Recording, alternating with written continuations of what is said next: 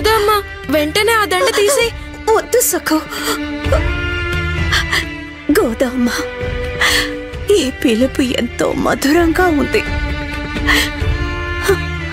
అవునా? అయితే నువ్వు నేను చెప్పిన మాట వినాలి కదా, వింటావా? ఆ దండ తీసే. పోనీ నేను తీనా? వద్దు సఖు, వద్దు. దగ్గరకు రాకు సఖు. నీకు తెలియందే ఉంది చెప్పు. సంకల్పం నెరవేరేంత వరకు నువ్వు భరించావు కదా, అలాగే నేను భరిస్తున్నాననుకో. సరే గాని ముందు ఈ బస్తాని లోపలికి తీసుకెళ్ళండి. అది ఈ బస్తాని మా ఇంటికి. ఇది మీ కష్టార్జితం.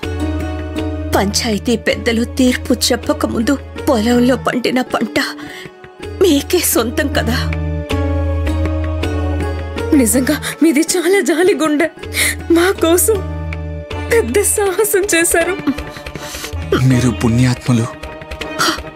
ధాన్యం బస్తాన్ని తీసుకొచ్చి మాకిచ్చారు. ఇందుకు శిక్షగా అయ్యగారు మీ మెడలో ముళ్ళదండ వేశారు. అవునా? గోదావరి, నిజంగా మా కోసం నువ్వు చాలా శ్రమ పడ్డావు. మాకు సహాయం చేయడం కోసం నువ్వు ఆయన్ని ఎదిరించావు. మాకు ఉపకారం చేసిన వాళ్ళకాయన నరకం చూపిస్తాడు, నిన్ను చిత్రహింసలు పెడతాడు. ఏం పర్వాలేదు, నాకిది అలవాటే. మీరేం బాధపడకండి. ఆయన్ని పెళ్లి చేసుకున్న నాటి నుంచి కష్టాలు పడుతూనే ఉన్నాను. ఆయన్ని ఎదిరించిన ప్రతిసారి నాకు నరకమే. ఇప్పుడు నాకు ధైర్యం వచ్చింది.